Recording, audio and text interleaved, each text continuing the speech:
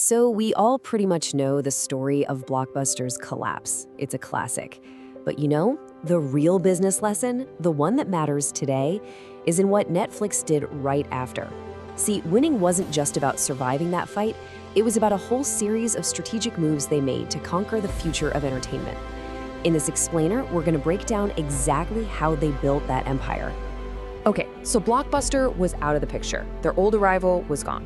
But that just opened up an entirely new and frankly much bigger question. How do you win the next war? The answer wasn't some single brilliant move. It was a chain of really smart strategic decisions that would go on to redefine not just the company, but the entire industry. And here's the thing, that victory lap, it was incredibly short. Because the very business model that beat Blockbuster, that DVD by mail service, was already on its way to becoming obsolete. So having won the battle against the past, Netflix now had to figure out how to win the war for the future. This right here was the fundamental insight. Netflix understood something crucial. That little plastic disc was just a temporary container. The real product was the content itself, the movies, the shows. They saw, correctly, that what people ultimately wanted was the entertainment, and the future of how it would be delivered was going to be purely digital. And that insight, it led to what was, at the time, a massive, high-stakes gamble, a complete pivot away from physical media and toward online streaming. Now you have to remember, this was an incredibly risky decision. Widespread, high-speed internet wasn't a given yet, and streaming tech was, well, it was clunky. Netflix wasn't betting on the present, they were betting everything on where the future was headed. What was driving this whole gamble? Well, it was a simple but really powerful idea about what we as consumers truly desire: instant access. No more waiting for an envelope in the mail, no late fees, no driving to a store. The future of entertainment was on demand. And with that vision, Netflix wasn't just following a trend, they were actively creating it. The innovation wasn't just about the technology either, it was the business model itself. Think about it. Blockbuster's pay-per-rental system was purely transactional. It led to totally unpredictable revenue.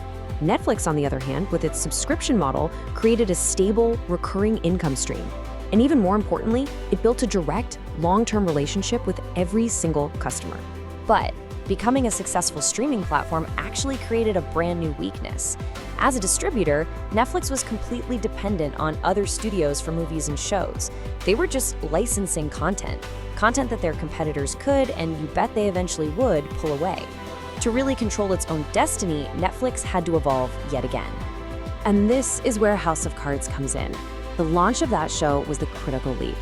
By producing its own original content, Netflix fundamentally changed its identity. It was no longer just a tech platform that moved media around. It was now a full-blown studio, creating its own valuable IP. All right, so they're making their own shows now. They have a content library they can rely on. What's the next strategic move? You go global. Netflix expanded aggressively, but here's the clever part. They didn't just push American content everywhere. The real key was investing in the local productions, creating shows in the local languages with regional talent. And that's what turned Netflix from an American service into a truly global entertainment platform. So to really lock in their position, Netflix built this complete digital ecosystem. They made sure their service was available on literally every device with the screen. Your TV, your phone, your laptop, your tablet. The platform became ubiquitous. And this focus on accessibility made convenience its single greatest competitive advantage. It was just easier to use Netflix than anything else. Now, the secret weapon powering all of these decisions, it was data. Netflix meticulously tracked our viewing habits, what we watched, when we hit pause, which shows we binged in a weekend.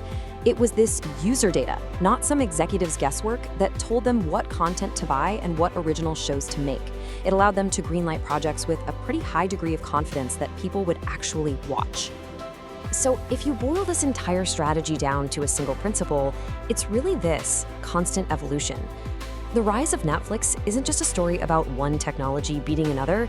It's a masterclass in timing, in making bold decisions and having this unwavering commitment to embrace change before you're forced to.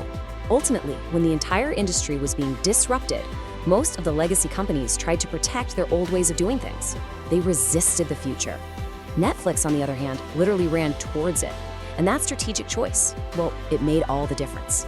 So this whole story leaves us with a really critical question, one we should all be asking in our own industries. What is your blockbuster? That outdated model that everyone just kind of accepts? And maybe more importantly, who is building the Netflix that's going to replace it? This is CorpFile, inside the world of big brands. Subscribe to explore the real stories behind the companies that shape our world.